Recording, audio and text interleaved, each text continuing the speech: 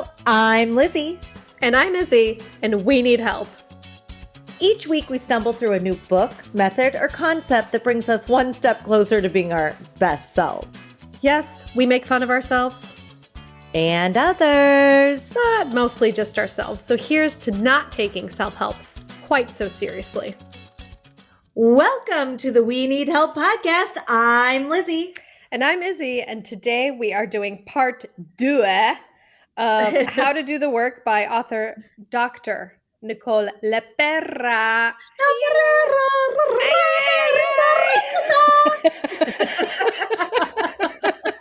So she should introduce herself. I, again, think we need to start a company that we go behind people and introduce them. Yeah.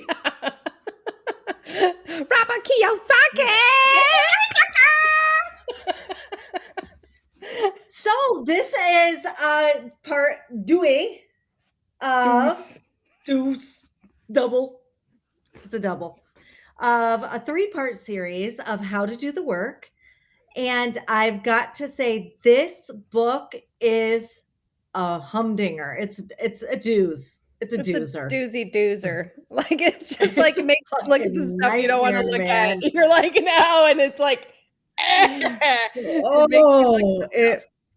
hurts. It physically hurts, this is the body version of, we were doing mind, body, and soul.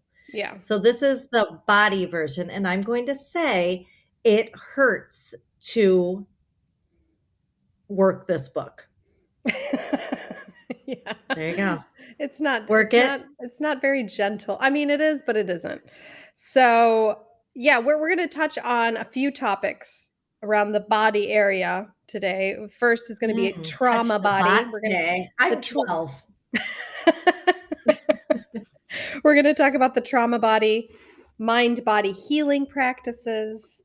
Then we're going to go to the power of belief, and then we're going to meet our inner children. So that's going to be interesting. Nasty, man. Yeah. So they nasty. My children are so nasty. My inner child is like, should be aborted. Oh, Lizzie! Oh my God. I was gonna say spanked, but like, just get rid of it. I don't want an inner child. Just get rid of it. No. I'm so pro-abortion that I'd like to abort my inner child.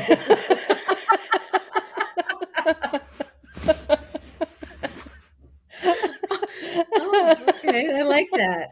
I think that should be a t-shirt. Yet another t-shirt. Yeah. So just as a reminder to our listening audience, Dr. Nicole LePera is a holistic psychologist. So she doesn't just look at the mind and what's going on in the brain like most psychologists do. She looks at everything. So she looks at the body, past experiences, the whole she actually does human it being. Right. Yeah, spiritually, mentally, she does it right. And she's at the holistic doctor, something like that. Just look her up on Instagram. Go back to our She's first got episode. 1 trillion followers. Yeah, if you write the holistic psychiatrist in Instagram, she'll come up, and she's got like 1 million followers. And I found this quote as I was reading this book, and I think it this is the representation of what this book is to me. She was talking about all these issues that she was having, these physical issues. And she said it was all individual issues with individual treatments. Nothing was connected. So, she's connecting all the dots, in this book. Yeah. She's connecting the dots, which, I appreciate. I do. Yeah. Like, this sucks. This fucking blows. No, it's really good. It's just, she wants you to look inside yourself and figure out why you're doing things. And I am such a person that wants to just tell me what to do and how to fix it. Yeah. And I think that's the problem. I don't know exactly what my problem is. And you really have to sit down and reflect. And I'm not a reflector. I'm a doer. I'm a charger. I've had all these, personality tests that you take. And mine is always activator, campaigner. It's like dominant, doer. There's no inspiring, reflection. mover, shaker. Yeah, there's no sitting down. There's Excuse no me. reflection. I'm a tank. Right. I go forward and I destroy. So that's the difficult part. Like, is that on your resume like that? Because I think it should be. so I have a I'm business tank, card. I'm a doer. I Tank. destroy What's a things. tank? I'm a tank. I destroy things. So we're going to start with where we finished last time, and we touched on this a little bit in the last episode towards the end, but I don't think any of our listeners made it to the end. So let's just start with this. Whatever. Let's just assume you don't listen to this. Yeah. So the trauma body. So this is all about how the trauma leaves its mark in the body in many ways, including ill health and psycho-spiritual disturbances. So she goes into detail in this chapter about how trauma influences all aspects of our existence. Yeah. And she calls what it's called the trauma body. So a physical response to traumatic situations. Yeah. Sounds fun. Let's do it. Let's just get into this. Let's talk about that BODY, body. She talks about how sometimes these trauma responses they show up most in relationships. And she was talking about like these patterns she starts getting with partners as the relationship goes on. I think hers was like I hate you, don't leave me. Where like, get away from me, don't leave me. So, kind of pushing them away and then feeling panic when they start leaving. What's your favorite? What's your trauma? Like, what's your body do when you experience trauma? Well, this is interesting because she talks about this trauma being, anything that causes like a disturbance in the body. So what do I do? You mean, what do I do? Like when something bad happens, like how do I freak out? Yeah. Do you eat? Do you not eat? Do you get sick to your stomach? Do you, do you freeze? Do you not do anything? Do you shut down? Do you get tired? I don't freeze. No, I move into let's go mode. I move into action mode. Yeah. Yeah. I move into what can we do to fix it? I get skinnier. I like that. The breakup diet? Oh, fuck yes. Yeah. When do you try to convince with my personality Jason to dump me, but just hasn't worked yet. You're trying real hard. Hey, I'm just being me. That should be enough.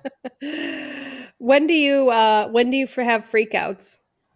When do you have well, I've been lucky enough to not have to look for freakouts.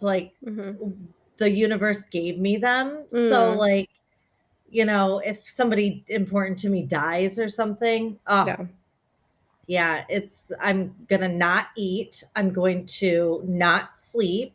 I have a sick feeling in my stomach. I get a ping in my armpit, like almost like an electrical response in my armpit. Yeah. I think I mean that's enough. I think that's what happens. What happens to you? I go into action mode. So I go into you do. Yeah, so I go into action mode, but I always feel anxiety like when something's happening in my stomach. And I feel an incredible sense of overwhelm. Like a wave of overwhelm just like it gets me, that's your mental part, but what happens to your body? Do you get nervous? Headaches? Does it shake? Headaches. Okay, you get migraines. Okay. I get the migraines. Yeah, that's a big one. That's a big one that she talks about. I get the migraines. I get exhaustion. I get tired. I physically slouch. The more issues, it's almost like I'm carrying the weight of the world's shoulders on my back. Yeah. I slouch.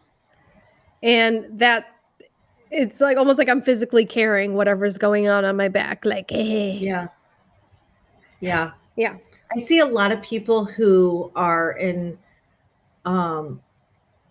reaction mode, they always need naps. Mm. Is that you? No, Yeah, me I neither. can't take a nap. I can't sleep when I have shit to do and to fix in my life. Or, I mean, when something really bad happens, like when my brother died, like I just could not sleep. Mm. I wanted to sleep. I mean, I tried to drink myself to death. It didn't Mm. work. Um, you know, I just, I felt numb a lot of the times.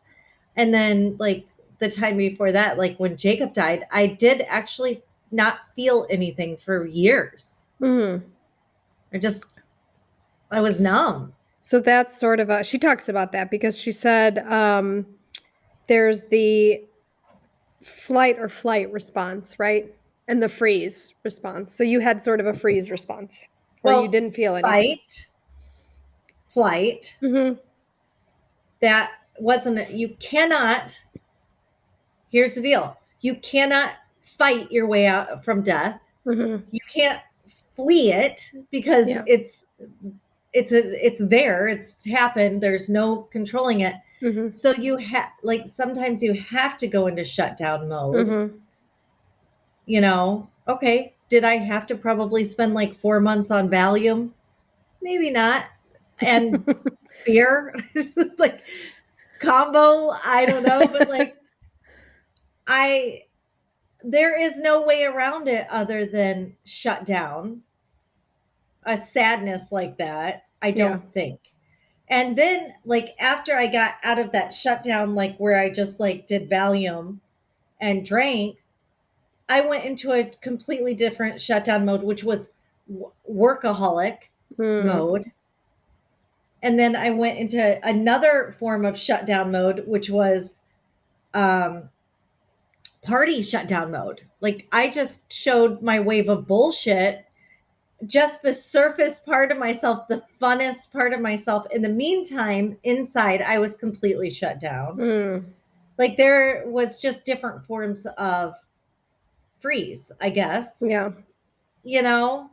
But like when it comes to trauma or like real trauma, in my opinion, you can't get away from it.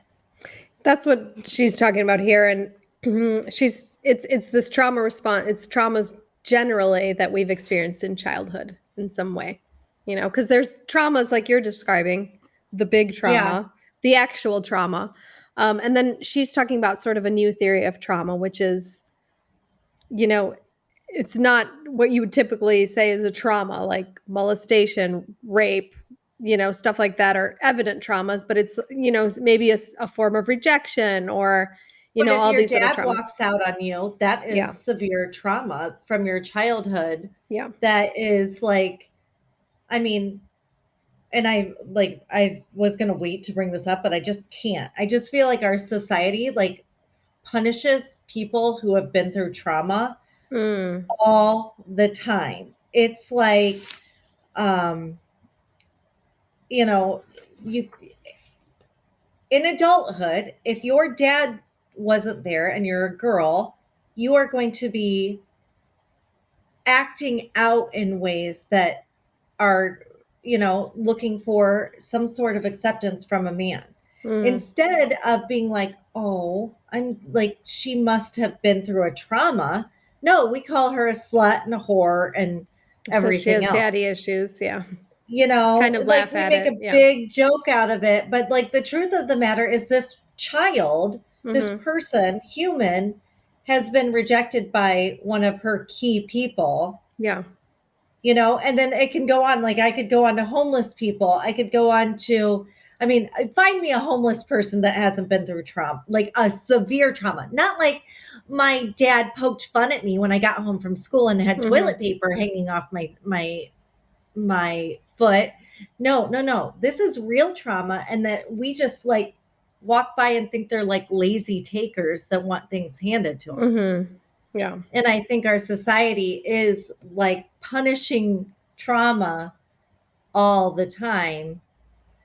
And I think that this is what we need to look at this on a level that is way bigger than what we're looking at it now. Mm-hmm. You know? All right, the end.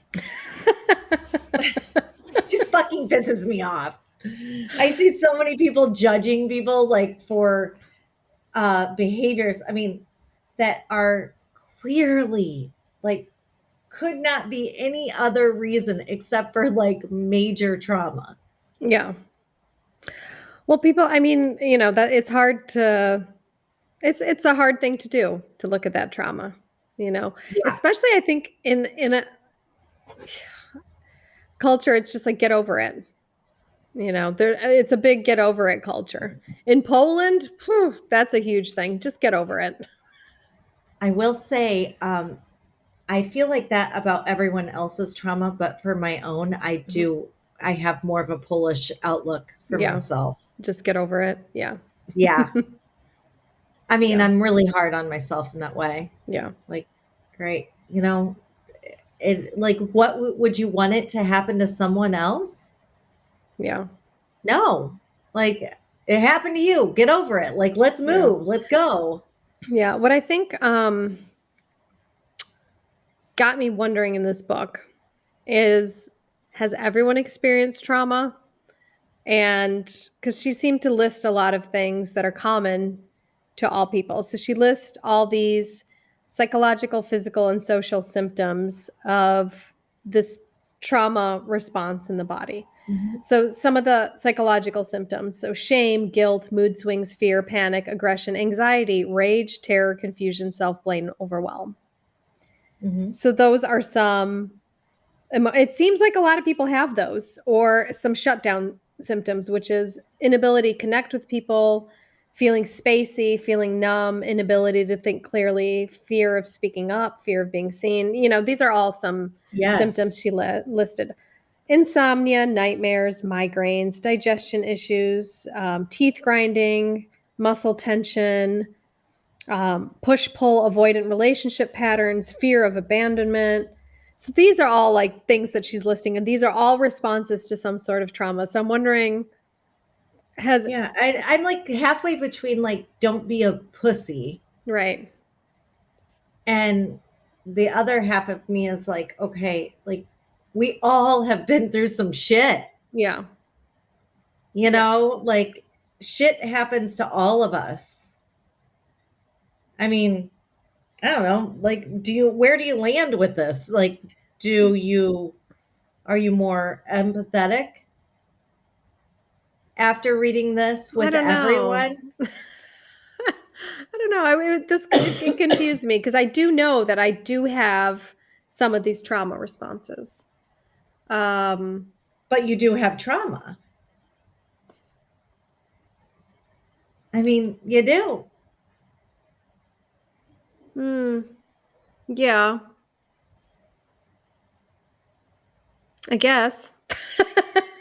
You do.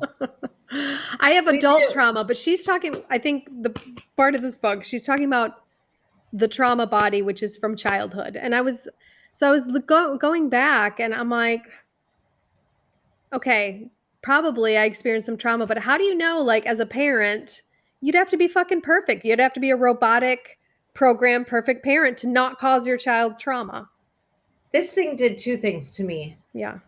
I looked back and I thought, oh my God, my parents did a really good job for Yeah. the amount of trauma that they experienced in their childhood. Yeah.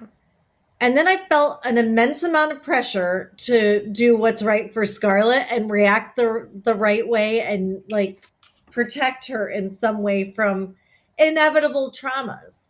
Yeah. I mean, when I had her, I was like, okay, I think I'm going to do a pretty great job of parenting. But after reading this, I'm not so sure. Yeah. Like, it could be like, I don't pussyfoot around her at all. Mm-hmm. Like, I'm honestly too honest with her Mm-hmm. about a Maybe. lot of things. Yeah. That's I think one of the main questions I had. How do you know if you're doing the right things as a parent?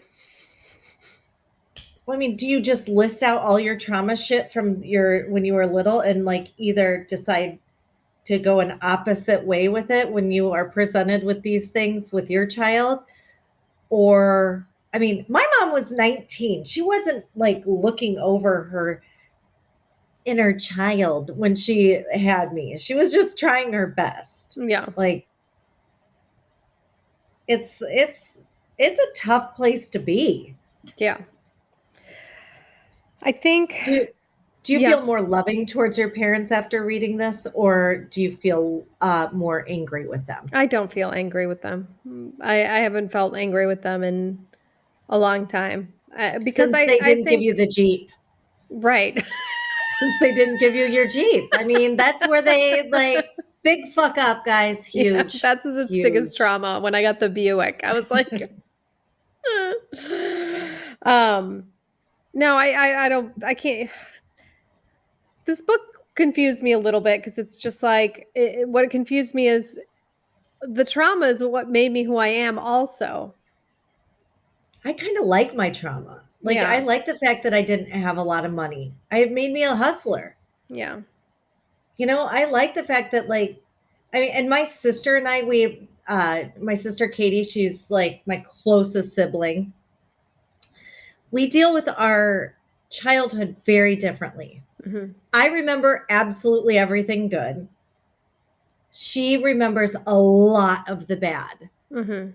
And I am continuously reminding her of the good, and she's continuously reminding me of the bad. So we both like mirror each other on our responses.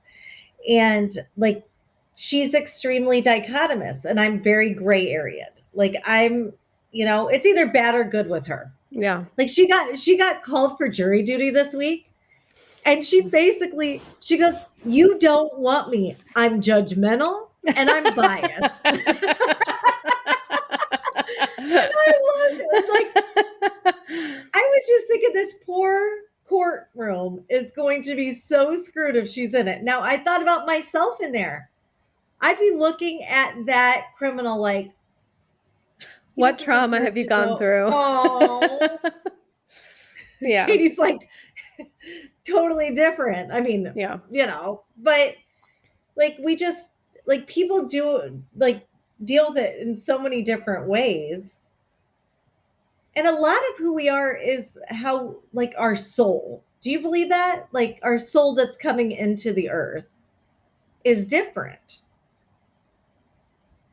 Yeah, I'm wondering, as I'm reading this book, like, it's just gonna, it's confused. It's like what part of it is nature, what part of it is nurture, that whole deal, and then what part of it is like the soul.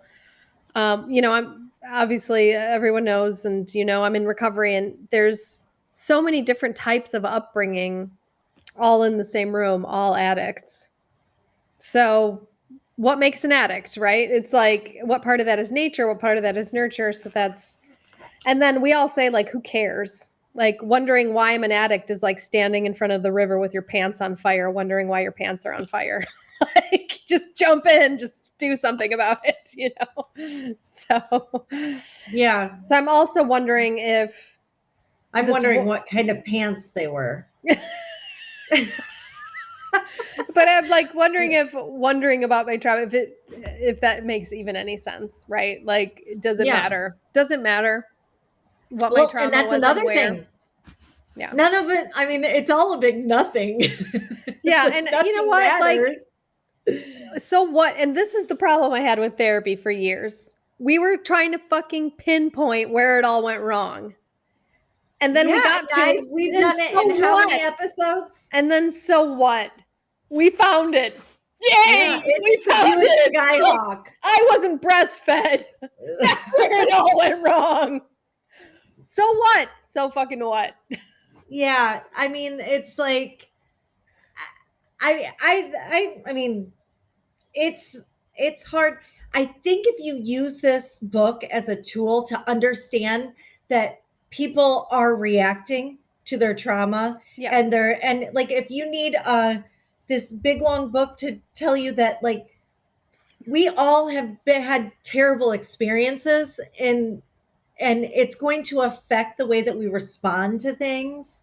I think that's really important to like face. Like if your husband's acting like an asshole whenever you do this one thing, something happened in his life. Or, if you get cut off and somebody like acts like, or I guess I'm always the one that's cutting people off and on like, and they respond crazy to me. I understand that it's not really about my driving. They Right. probably are dealing with something else. And I'm glad we're finally getting to that point that the trauma response is an uncontrolled, unconscious response in the body. In the body. So it's a reaction of your whole body.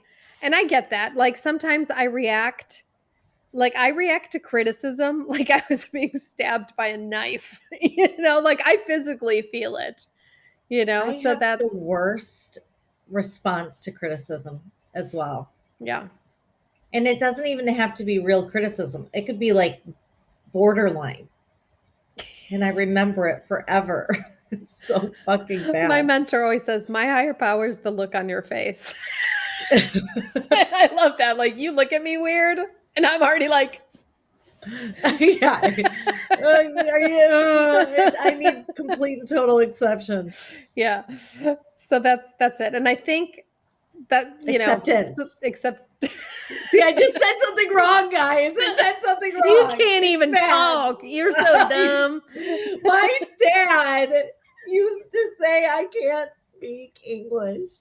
Now I'm like this. Do you see what you did, Dad? Dad!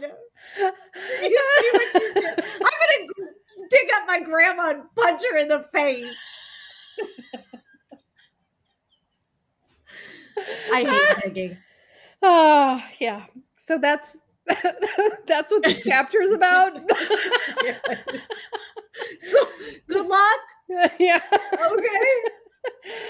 No, she basically says to be aware of what's going on in your body and try to calm it the fuck down, right? So when you feel like digging up your grandma and punching in their face, just start to reflect on what might have caused that. When you shit yourself the next time somebody criticizes you.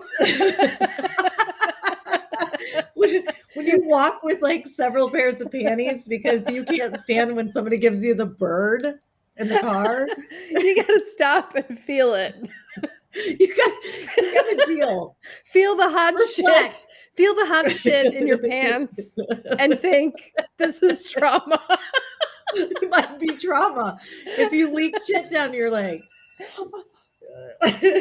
Oh, it's time for us to like calm the fuck down. That's It my sounds alarm. like. Okay, I don't even know. Okay, I suppose my higher power has decided that we should move on. Oh. So anyway, your higher power just offended me. Every chapter, she's got like a few suggestions, which this is what I did like. They are physical things to do. So like breathe, go outside, look at the light, some things to do when you're having that physical trauma response. So, and she talks a lot about this vagus nerve. It's all the rage. Have you noticed all the books are vagus nerve? Yeah, that's a buzzword. It's a buzzword.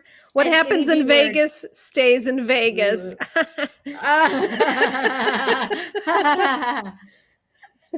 Yeah. Yeah. What is the vagus nerve? It's this nerve that like is it's nerve. Really bad.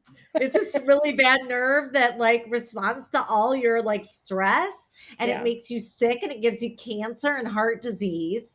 And by the way, all those diseases that like, I don't know, like there's a certain like type of disease like fibromyalgia. It's like you have it forever. Yeah. She's linking all of those to stress and trauma. So there you go. Perhaps. I don't know what that means. Perhaps. Yeah. But I think she's right. And I think she talks also about like gut dysfunction in it. And I mean, I'm a little obsessed with gut health, but I think that it really does truly make a difference in your body if you're dealing with your gut health. Yeah. Yeah, so the chapter after trauma body is this mind-body healing practices, and this is where she starts talking about the vagus nerve. And so the vagus nerve is a bi-directional communication pathway, going both ways, that carries information from the body to your brain and from your brain to your body. So it's that. And then sometimes there's disturbances. So you have a bad thought and it affects your body horribly.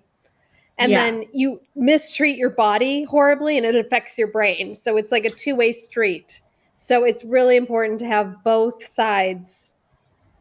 So if I drink too much and I'm really hungover, I can feel that I'm harder on myself.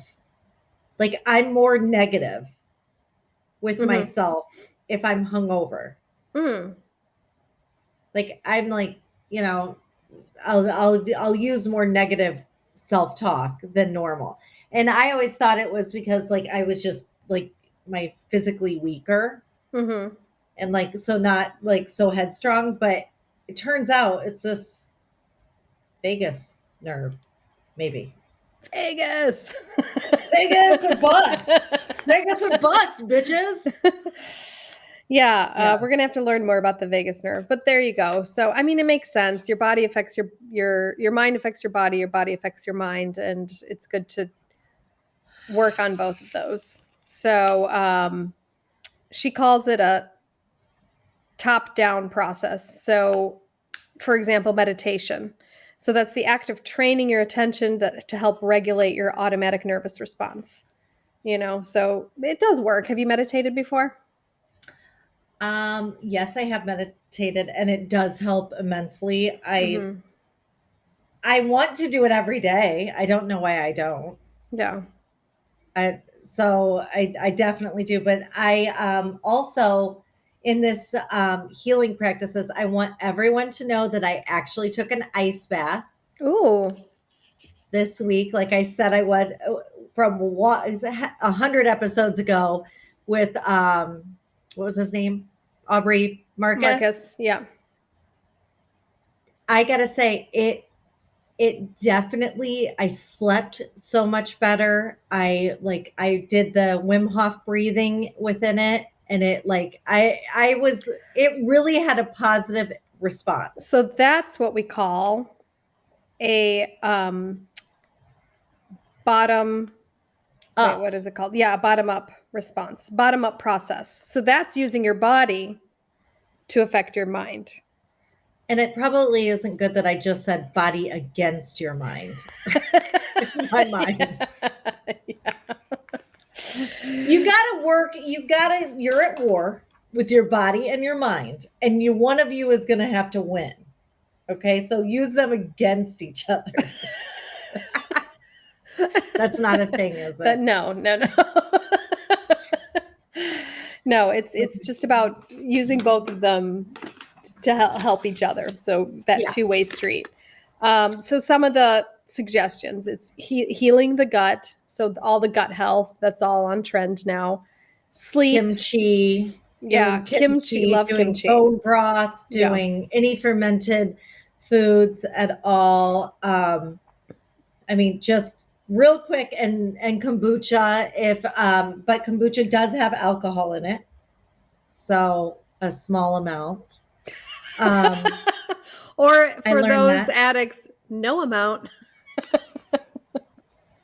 Yeah. So if you're an addict, don't go for that. Go for the fermented food. Eat some kimchi. Get your kimchi on, girl. I went to a kimchi class once. You learned how to make it? Yeah. And bone broth. Ooh. Nice. So when you come over, I will make you some, maybe. Maybe nice.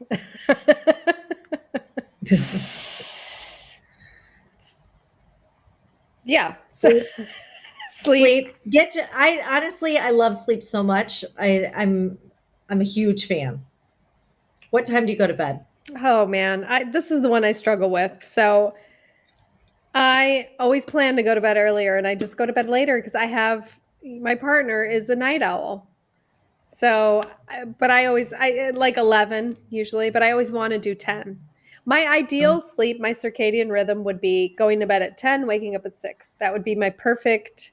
When I was doing that, When I was single, I was doing that, and I was like, it was perfect. I was going to bed at 10, waking up at 6, and I felt great.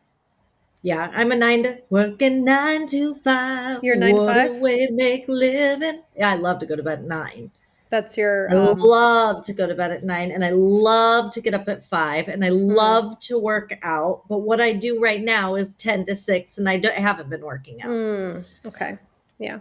So this is interesting too, and I don't know if she talks about this in the sleep part, but there's this wonderful book that I read called Why We Sleep by, I think, Matthew Walker is the author, and he talks about their circadian rhythm and how everyone's circadian rhythm is different. And the reason behind that was because people used to live in tribes, and somebody needed to be awake at all times to like guard the tribe. Oh, So people just had their naturally different circadian rhythms. So I just thought that was really cool.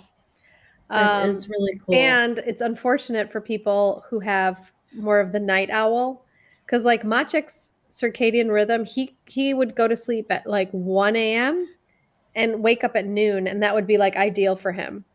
But in the world, corporate world, that is just, they don't cater to people's individual circadian rhythms. So Right. And people, that's why they're being like kind of pushed out. yeah, and Corporations are. people are exhausted because they're being forced to adapt to something that isn't their natural body rhythm. So I feel kind of sorry for those night owls. Yeah. I feel sorry for you, Maciek. Yeah, but my ideal one is 10 to 6, like ideally. Yeah, I'm a Yeah. 9 to 5 person. Oh, I wasn't always. I love late night, love to stay up really late, and I love to clean at night. And I love to get up super early, but that leaves me exhausted at 2:30. I think maybe if we were in a village, I was sleeping like from 2:30 to 5. Yeah, that's normal to take those Siesta. naps. Yeah. Siesta forever. Wherever. Miago. Biago. Okay, then there's healing with breath. Have you done that? I used to be a huge breath work person. I had this lady Yola, and she was teaching me different types of breath, and we would go meet once a week and do these breathing rituals. And I'll tell you, when I was doing it, it was fantastic. I know it works. I'm just so sick of it. Yeah. Healing with movement, Tai Chi, exercise, all of that. Healing. Yeah, I'm all healing with movement. I believe that works. And you want to really heal yourself? Kickbox. Ooh. Yeah. I mean, beat the living shit out of yourself because that's what happens. You know, like they don't let you just in a ring with like your worst enemy. No. You have to train and you like feel so bad. The first time I went for a kickbox, I decided to like sign up for a real gym. Mhm. Don't ever do that unless you're like psychotic. I got out of there. What kind of gym was it? A kickboxing gym. Like they had boxers there, like the real deal that, you know. Those places scare me. Places that are too terrifying. dedicated to anything scare me. What's the places that have the boxes? It's the it's that new thing where people work out in groups and they fucking scream at each other and they lift Are you bars. talking like CrossFit? CrossFit. I hate CrossFit. Fuck you, CrossFit. Fuck you, CrossFit. I hate CrossFit. I went once. I hate CrossFit. I hate it. Women with calluses on their hands, bleeding. I don't like the camaraderie that they have. I don't want to join in like your fucking like is it a pod? I hate it. I don't care what it is. Pod? Are we gonna be like doing a tractor tire, like flipping it? Where's it going? Is there why would you move that? I don't like it. And I went there and there was women with calluses and I was like, why don't you wear gloves? You got a callus. You got these bleeding calluses and that's sexy. I don't think so. I don't want to be like hauling tires places and throwing bags of shit. And also I don't like the way they talk about it. Yeah. And I don't like the screaming. I went there and they were like screaming. Shut up. Shut up. Shut up. Understand that Shut up. Shut up. I don't want somebody yelling at me when I'm working out. Yeah, I prefer you yell at me like when we're having sex. Have you ever gotten yelled at? No. No. Okay. I wouldn't mind it.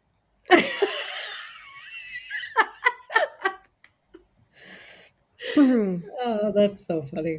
Okay. Healing with play. So that you know what? I don't get this I love either. to play. I'm sorry. I don't get it. I know, I'm sure you love to play. I do not understand this whole thing. There's these certain movements that are happening. The vagus nerve, the gut health, and then the play. No, I don't want to be a part of that. I don't want to be a part of any of that. The way I heal myself is like, I would love to, like, if somebody's in the shower, and my dad used to do this when we were kids, like pour a bucket of ice on them. Like, that's healing to me. That's playing. That's like practical jokes. It's totally different. I like to do stuff like that. Your play is someone else's trauma. I never thought of it like that, but that's like an aha moment for me. Yeah. I have fun at the expense of others. Oh God, I love it. I'm an older sister till the end, man. You are. You're all your sisters are in therapy because of you. Or they should be. Oh, that's for sure. That's for sure. Yeah. I mean, I would get bored and like put their physical self down. Just out of the blue. Like how? Can you give an example? I mean, there's nothing that I was like my poor sister Katie, like to this day, she like physically doesnn't feel good about herself because I ripped on her like constantly. Yeah, and she's gorgeous. Yeah. I mean, I'm not going to tell her that. And she resents me so much she doesn't listen to this podcast. So she's never going to hear how beautiful she is. No. And it's better that she doesn't know. So the final mind-body healing practice is controlling emotional activation in real time. Which sounds like a real hoot. I can't, even if I could control it, this vein just comes out. It can't be hidden. Like I can pretend, but it can't be hidden. I would love to text you. Hey, Izza, what are you up to? I'm controlling emotional activation in real time right now. Oh, okay. All right. Fun. I'm about to go to CrossFit. Anything? I'm about to play a really nasty joke on Jason. So. Oh, you're playing. Okay. Oh, you're playing. Yeah. Guess who's pregnant? Yay, I just healed myself. All right. Should we go on Banta break? Let's go on Banta break. We need to take a Banta break. A Banta break. We'll be back in a moment. Welcome back. Back from the Banta break, y'all. We're back from the Banta break, y'all. We're back. Yeah. Moving right along, girl. Let's go next to the power of belief. Yeah, so this next chapter was about just basically the stories that we tell ourselves to survive. And in adulthood, these stories no longer serve us.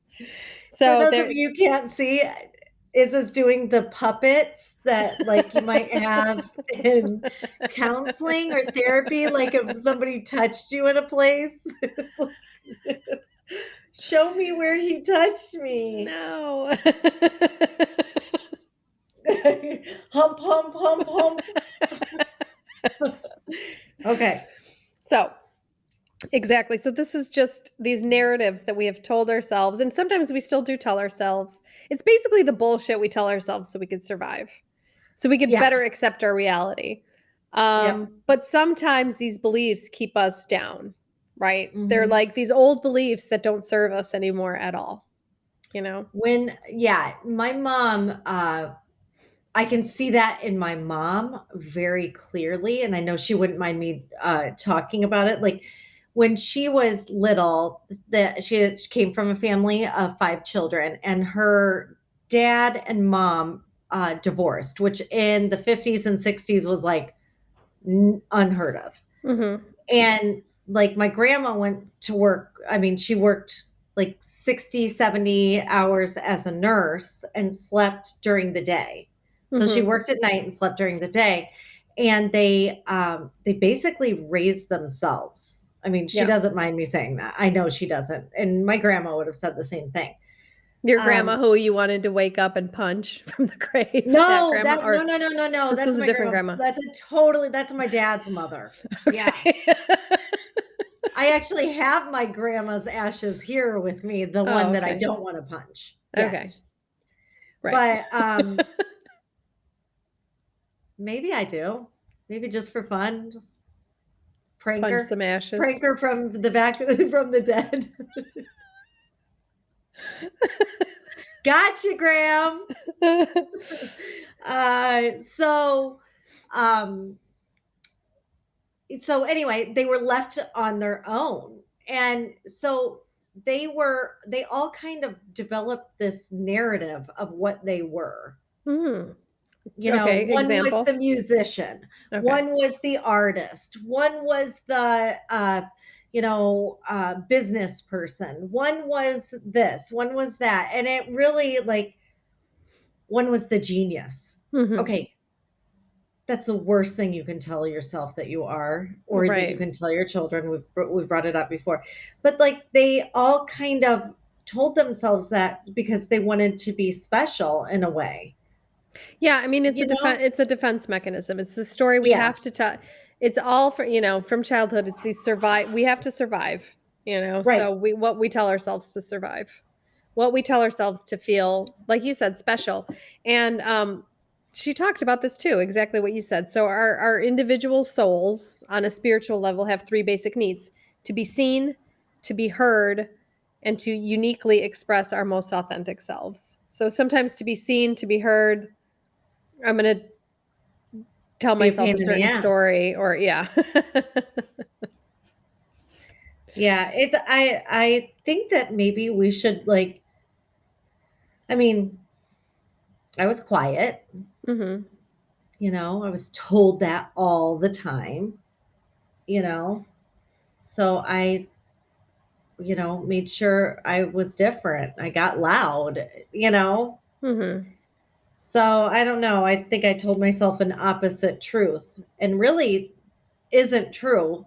I mean, I know contrary to right now, but like I am a quiet person, like, in my normal day, I Mhm. am very quiet, like, Yeah. I don't like my house to be loud, I don't like, I love my parties to be loud, Yeah.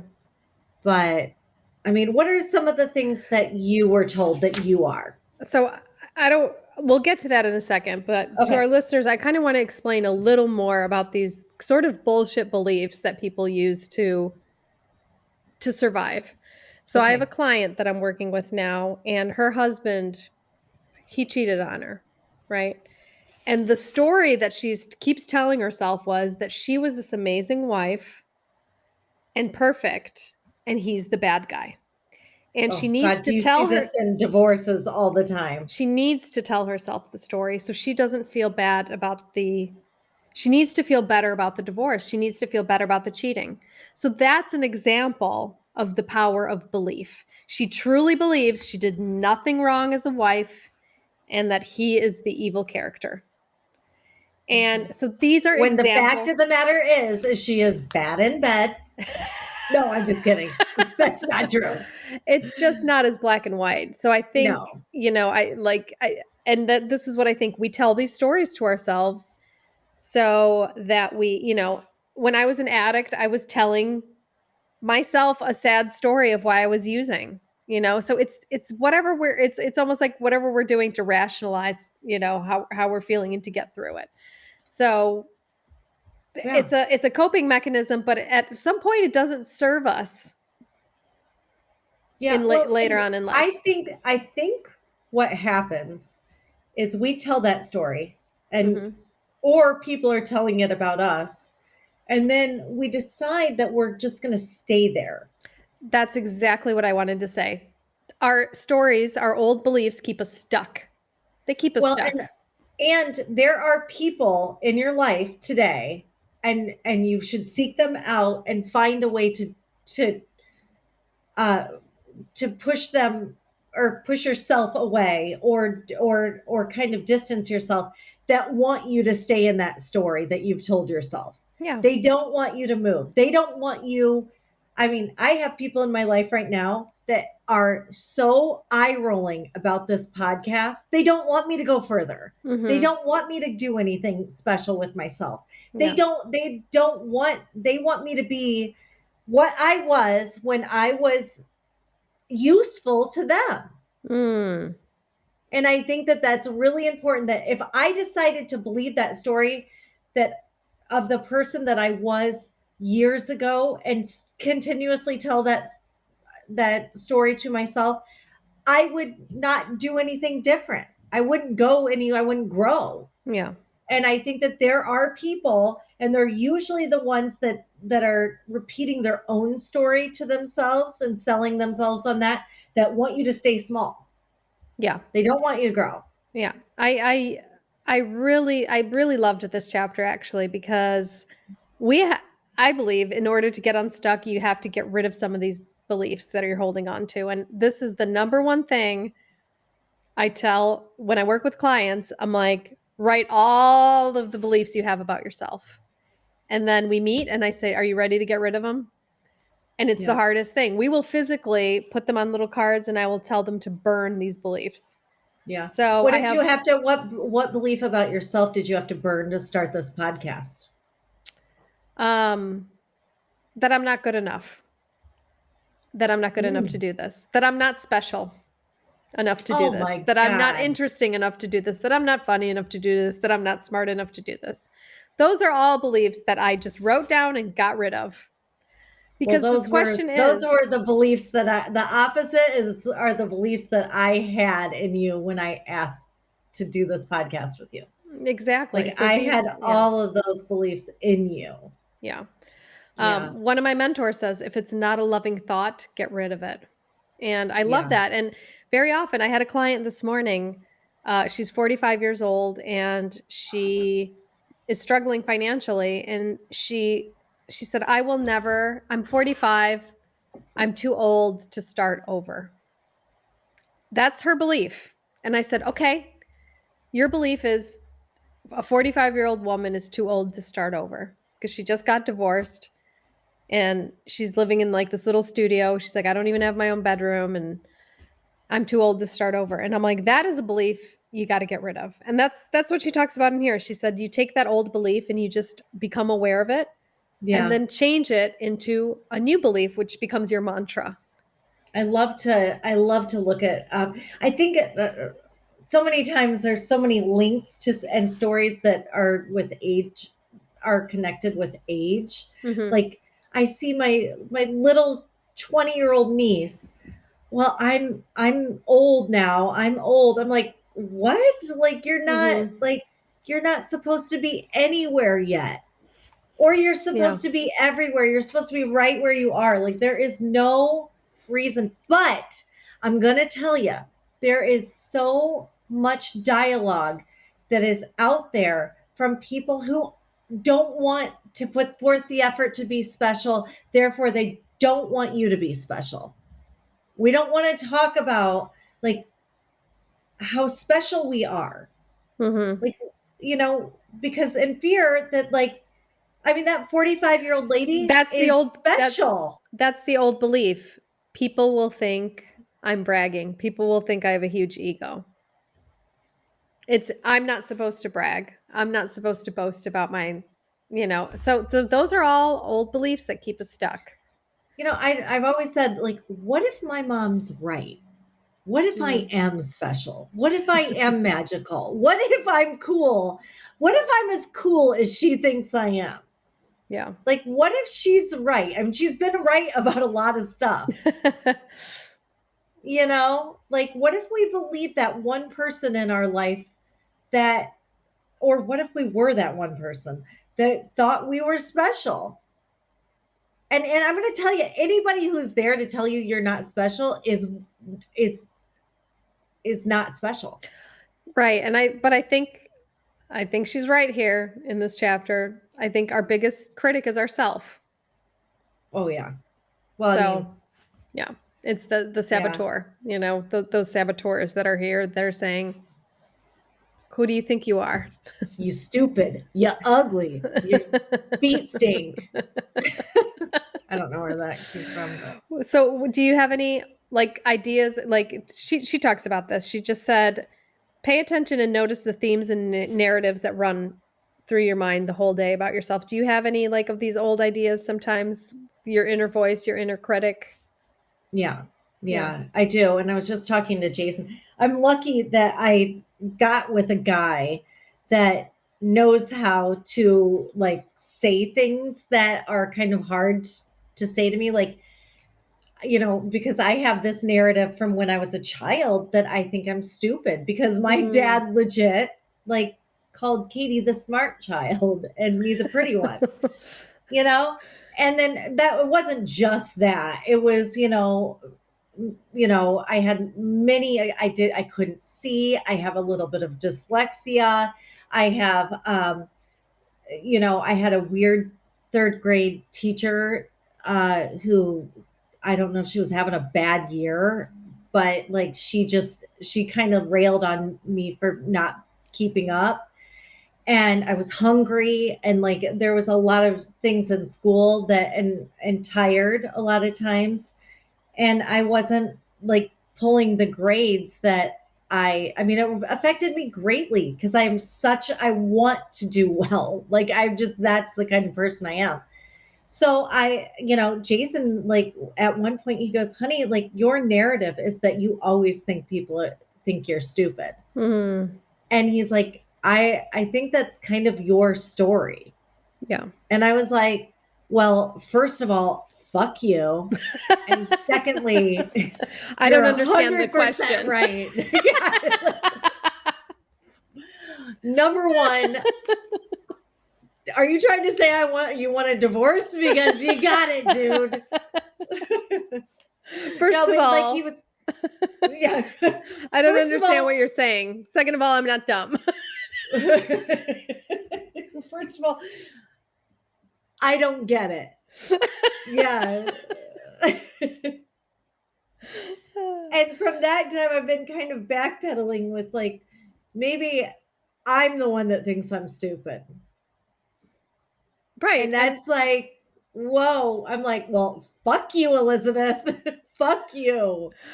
Well, and here's the thing. You got to come up, she suggests in order to heal from that, to come up with a mantra. So it just reminds me of that Saturday Night Live episode. You're I'm smart. good enough. I'm smart enough. And gosh darn it, people like me. Love me. So that's you heard people like me and I heard people love me. All right. And because I'm stupid, I know you're right.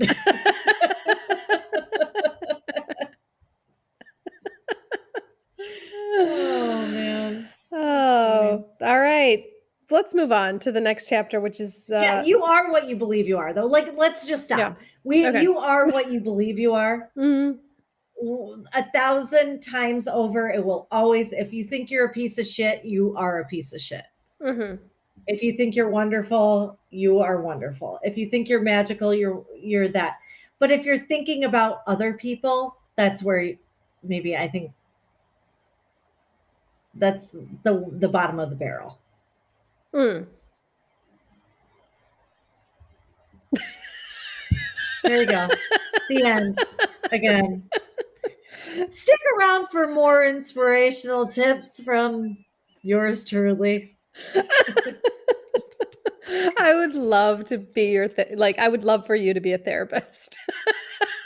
Well, I am to all my therapists. I'm like, every time I get in, I'm like, I end up helping them. Yeah. Which brings us to meeting our inner child. Oh, God, Which this bitch. We might have to go to the next episode with this one because it's a No, let's do it. lengthy. Let's do it quick. Let's We do can it do quick. this. All we right. can do this. Okay, so Whew. here we go. The inner child is a petrified part of our psyche that is formed when we are limited in our emotional coping abilities. And this I thought was super interesting. This is why many of us act like children when we are threatened or upset. So that is a good one. Like I That's a do act like a good child. one. I do throw tantrums when I'm upset sometimes. Like sometimes when I get in a fight with my chick, I'm like, I'm moving out. And I will go to the room and take out my suitcase and start packing. And I'm reminded of when I was a child, I'm running away. I ran away. I ran away too, down the street. That's it. I didn't go got any to further. the threshold Of the house? Do you want to? Yeah. Do you want to hear how psychotic my mother is? Which I love. I love. That's a compliment. Yeah, thank you. So she wouldn't let me pick up my cousin Tucker, who was a baby. Yeah. She wouldn't let me pick him up because she was afraid I was going to drop him. I was like 5 or 6 years old. Yeah. And so I went up and I mean, my dad has respectfully called it Polish luggage. I got a brown bag. Polish luggage? That's what he calls it. What a brown is Polish bag. luggage? Like a grocery bag.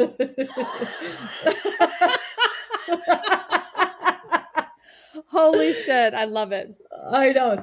So I got a piece of Polish luggage and filled it full of my stuff. And I came downstairs and I said, I'm running away. And my mom's like, instantly, she like, I don't know how she did it. She welled up in tears. She said, say goodbye to your sister. My sister Katie was like 3 years old. She was like crying, Sissy, please don't leave. My mom's like, okay, like if you see a homeless person, they're not all going to like treat you kindly. So you really have to watch out. They are desperate, so they might need your things. So make sure and you're going to have to start crossing streets. So you need to look left, right, left. Okay. So wherever you end up, I love you. And she was like making my sister tell me goodbye. Oh my God. And I get to the threshold and I was like, holy shit. I'm on my own if I step out of this door. And then I turned around and I was like, okay, I'm not leaving. She was like, I'm glad you decided. I'm welcome home. Wow. Wow. And just went on with her crazy psychotic life. That's pretty amazing. Mm-hmm. Now, do you react in a childlike way sometimes now? Do you have childlike reaction? I do. When I get in a fight, it gets to be too much for me because it's like too much emotional strain for me. And I have the flight, I'm like, I'm leaving. Yeah. I'm out of here. So I will I will take out the suitcase and start packing. And then I get mad. As I'm packing, I'm like, this is dumb. Because I calm down. My nervous system calms down. Yeah, I'm reactive. I think that Jason would have a different response to that. I take my toys and I fucking go home. I'm done. You did that. Do you remember when you were talking about Independence Day where you just left the fireworks? Oh. Yeah. Did I do that? Yeah. Yeah. I probably did. Something I just gotta go. Yeah, you just go. And that is sort of a childlike response, right? It's a big time. I take my Barbies and I go home. Yeah, exactly. That is interesting, I thought. That was one of the eye-opening from this book. Like, we have childlike responses because we have some kind of trauma in there. So something triggers it and we have this childlike response. Okay, so there's 7 different childlike responses, right? Yeah, it's the 7 inner child archetypes. Okay. And I went through them and I realized that I have a whole fucked up preschool. Like, I got Yeah. all of them. Yeah. You're like Sybil, but like baby Sybil's. They're all Sybils. So should we go Yeah. through them? Because I think Yeah. that'll be Let's go fun. through them. All Let's right. do So this. the 7 inner child archetypes. So these are all the archetypes. The first one is the caretaker. So this comes from codependent dynamics. This child archetype gains a sense of identity and self-worth through neglecting their own needs. They believe that the only way to receive love is to cater to others and ignore their own needs. I have that. Yeah. And I have that too. And it was celebrated in my home. My Was it? grandmother, like the one that I didn't want to punch, now I do want to Mhm. punch because of this. Because she uh Get those ashes out. Get 'em. yeah, you're gonna see me like kicking ashes down You're the gonna I'm take gonna a kick your banter break ash. and then log on, and you're gonna be just covered in white. I kicked grandma's ass today. I like that you assume my grandmother's white. Oh, sorry, she's Black Irish, right? Yeah. Her ashes burn black. Dirty Yeah, Irish. like it's celebrated in our home that to like give up your own shit. Like that was majorly celebrated. Like if you and my mom says to this day, like she couldn't keep me in like my needs. Like I would give away all my shit. Mm. And I think I Physical got shit, a yeah. lot of compliments for it. Yeah. I definitely felt this. I think there was a lot going on in our house emotionally, and I think I felt like I had to take care of my parents and their needs came first. And I remember feeling like I was responsible for the emotional happiness of my parents, and that had to come first. So, and And my what a needs were burden. second. Yeah, it was quite a burden. So that's the caretaker. So I had that one. The overachiever. So this inner child feels seen, heard, and valued through success and achievement. So they use external validation as a way to cope with low self-esteem. They believe the only way to receive love is through achievement. Yeah, my sister definitely has that, and I have if achievement is being pretty, then I have that. Or like throwing a great party or cooking a great meal or some sort of thing that makes you special. I have that to a smaller extent. It's like not as big in me. Like I don't, but I definitely, when I get some sort of achievement, I definitely want to like show it to my parents so they can be like, "Oh, good Yeah. girl," You're like, you're our favorite daughter. Yeah. Then there's I don't have this one, I don't think. The underachiever. They keep themselves small, unseen, and beneath their potential due to fear of criticism or shame about failure. They take themselves out of the emotional game before it's even played. I Believes see that the this happening all the Yeah, time. they believe that the only way to receive love is to stay invisible, quiet. This Yeah. is the person that actively doesn't try to look nice. Mm-hmm. They say that it's not important and they put other people down for doing it. Mm. They say that they're not good at making food. Mm. They say that they're like that's just not me. It's because Yeah. they don't want to put because let me tell you, if you cook a meal for somebody, that's vulnerability. If Yeah. you show up and try to look your best, that's vulnerability. If you say that you're not like good at something before you even try, you're not putting yourself out there. It's a safe place to rest. Yeah, I agree with that. You're right. That's interesting. I'm not good at that. I don't do that. I don't like that. That's not Yeah. me. I mean, I've had so many people that Yeah.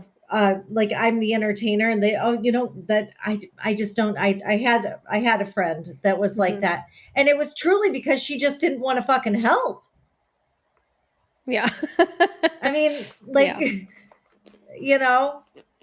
Yeah. it's people do that because before really reading this, I guess I just kind of thought that they were lazy. Yeah. Nope. Yeah, it turns out they're Interesting. just fucked up like the rest of us. Yeah. Yeah. Okay, then we have the rescuer protector.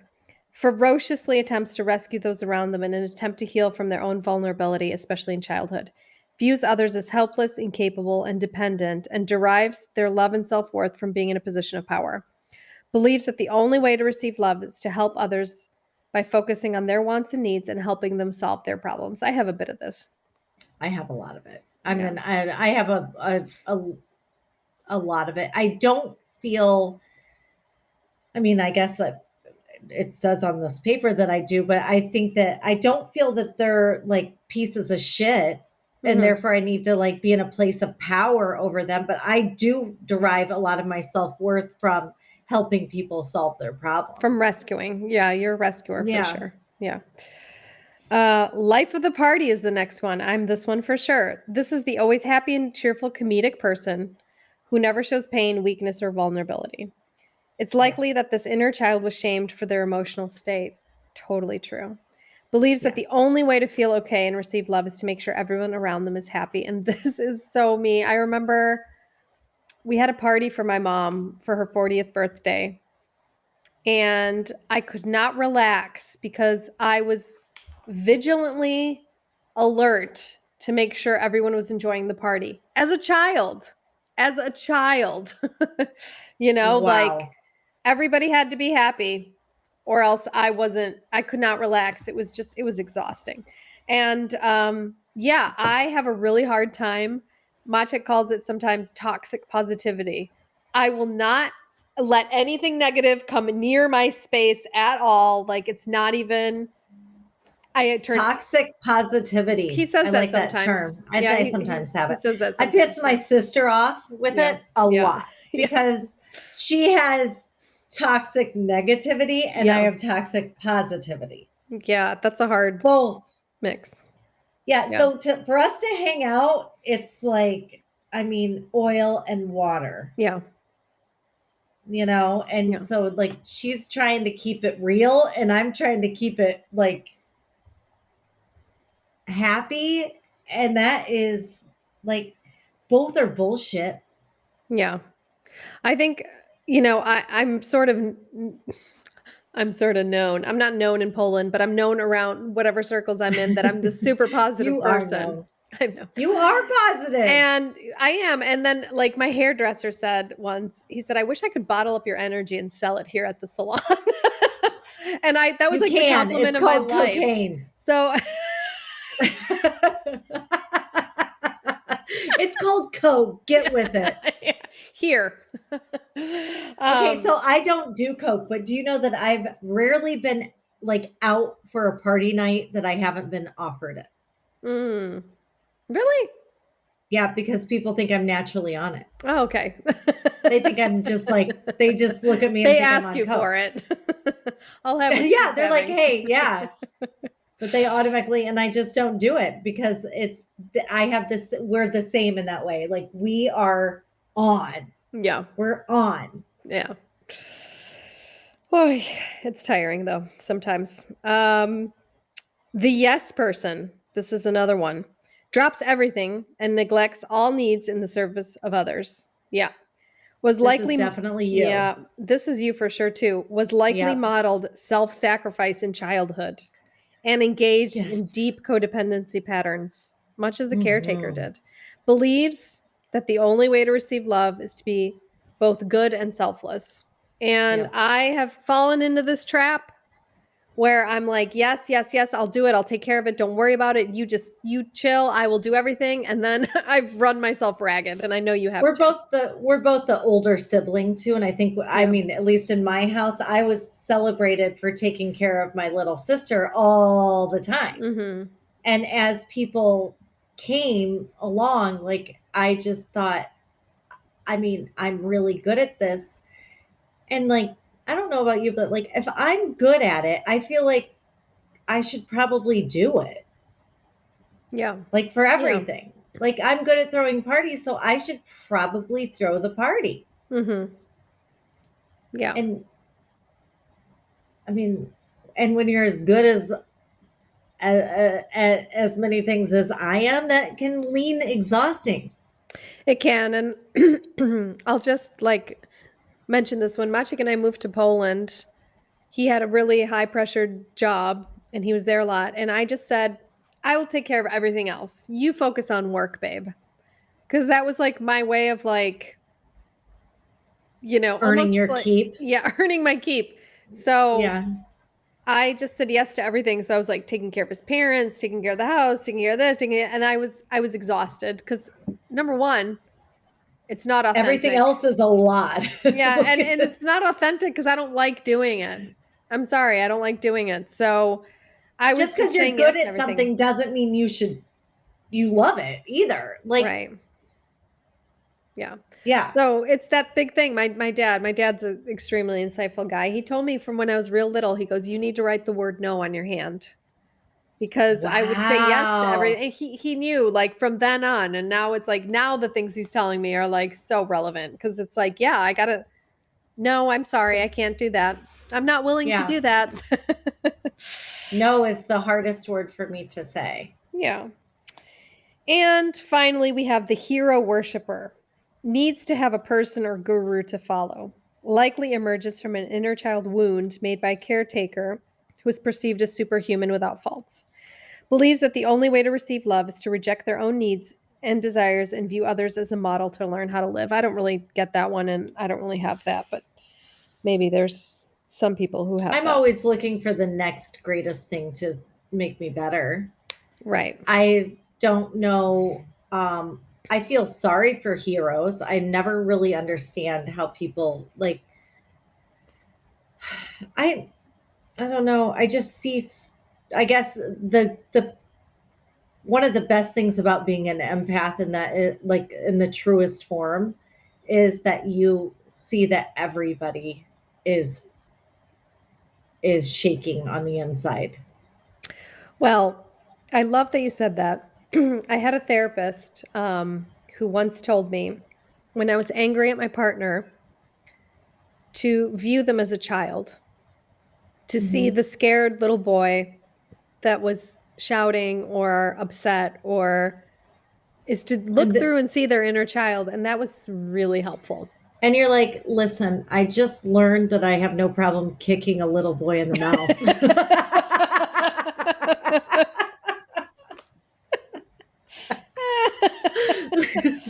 Thanks a lot. So, We've just revealed that I'll abuse yeah. children. Great. And it comes full circle, the alpha and the omega. So what does she say we can do about this?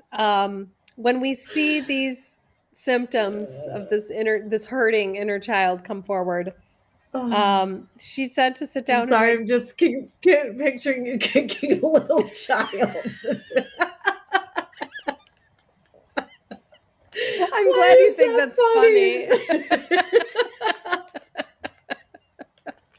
You little And piece my of therapist is shit. like, and I'm like, oh, Okay. not good. Can you Not come up with any good. other ideas? Like, could we make him a little puppy? I would never kick a puppy. Well, I'll tell you a story. I'm going to share like a quick anecdote about one of my clients. So, I had a client who was like, she just had a lot of resentments against a lot of people.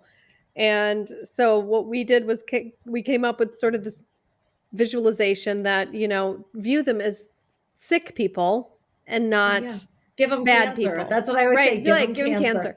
And Yeah. she's a doctor and I said, well, if this person was like a sick friend, how would you treat them? And she's like, oh my God, I get so annoyed when my friends are sick. Like, don't call me if you're sick. And I was like, okay. That didn't work That didn't out. work out. So I'm like, Yeah. I'm gonna try again. So I'm like, well, what you have any kids? And you have a kid, you have a daughter, right? And she's like, yeah, I have a daughter. I said, when she's sick, how do you take Mm. care of her? And she's like, Mm. oh my God, she's so annoying when she's sick. Like she just really pisses Have me you off. thought about changing professions? So then I'm like, a dog. What about a dog? And she's like, oh, a dog. Yeah. Yeah. She's We're like, all dogs on the I'm inside. like, well, like a little sick puppy. Like, Yeah.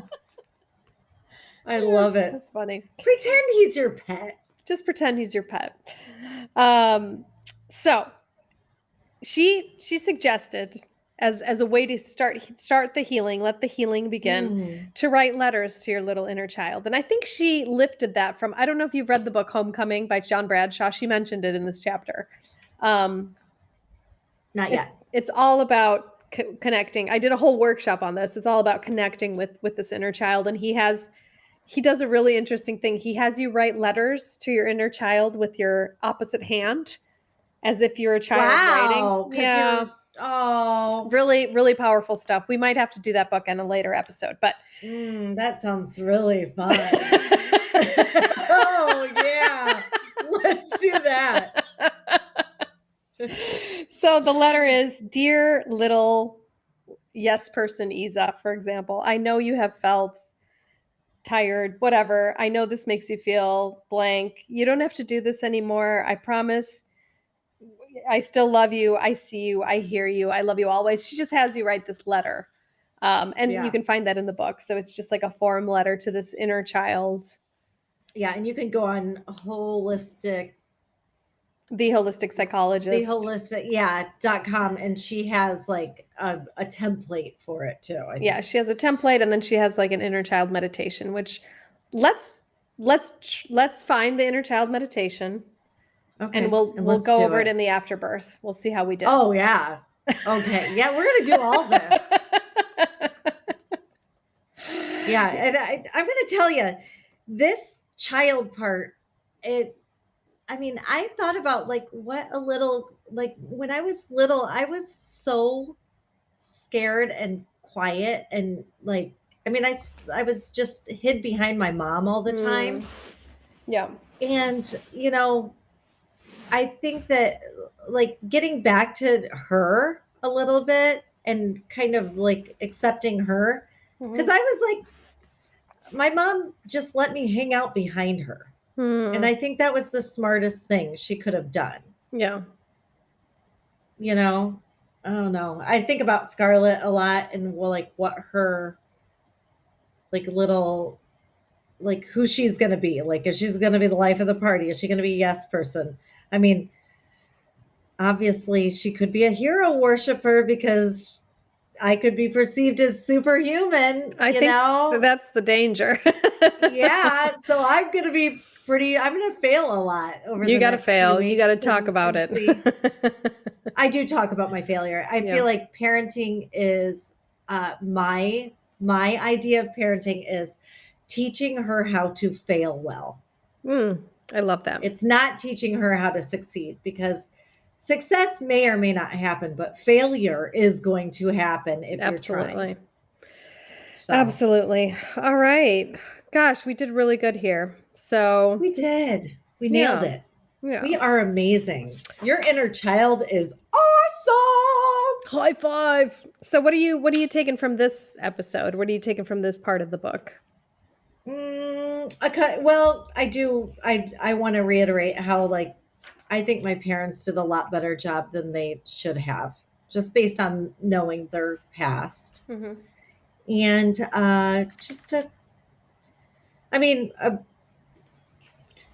not to punish people for their traumas. I think that is a really important, that's a cultural change that needs to happen. It's going to start with me. Yeah. I love that. Yeah. What are you taking? I am definitely taking away the vagus nerve. No, just the awareness that my mind affects my body and my body affects my mind. So be kinder to both. Oh, I like that. Just have that awareness that your thoughts affect your body affects your thoughts. So how can I be a little kinder to both? And I really like that inner child's part. So I think I'm going to try to, when I see somebody who pisses me off, I'm going to try to see their little girl or their little boy inside there, and then I'm going to kick him in the fucking teeth. That a girl, you get them. Some inner children need a little ass kicking. Okay. I'm about to kick your inner child's ass. Okay. No, I'm gonna give their inner child a hug. So I actually had this situation recently it was one of those like kind of spiritual experiences where I was walking home and there was a homeless woman that passed me, and she said, "Can you please give me some money? Just please." And I gave her a 20, which I usually give less, and she gave me a hug. And she cried. She started crying, and I felt when she was hugging me, I felt the little girl inside her. The scared little girl. And it was just, I'm going to try to see that inner child in other people this week. I always tell Scarlett, we talk about this a lot. When you look at a child, or when you look at a person who is homeless, remember those are the same eyeballs that their mother saw when she gave birth to that person. Yeah. And I always remember that is a human being that is someone was all the hope for a day. Yeah. And it's a huge, I think the way that we teach or treat our weakest people are really defines us as who we are. That's who we are, is how we treat them. So next week, what's next week? Next week is our soul part of this 3-part series. And what's that going to cover? We're going to talk about the ego. Boom, boom, boom. The ego is not your amigo. I know. I've actually made friends with my ego. Oh. I love my ego. Well, you're going to talk about that, I hope. Yeah. She is a biatch that I use against myself. But we're going to talk about trauma bonds, boundaries. We're going to talk about reparenting ourselves. I love reparenting. And that's from the Bradshaw book as well. There's a whole thing about I love reparenting. So I cannot wait to talk about that. It's going to be good. Emotional maturity and interdependence. All extremely light subjects. So put on your big girl panties. Let's do this, boys and girls. Love you. Love you. See you next Tuesday. See you next Tuesday. Woo! Thank you so much for spending your time with us. Rate and follow us if you like us. If you don't, please don't. And come visit us at www.theweneedhelppodcast.com. There you can find show notes, links for books. You can join Audible, which is, how we actually read our books. We listen to them.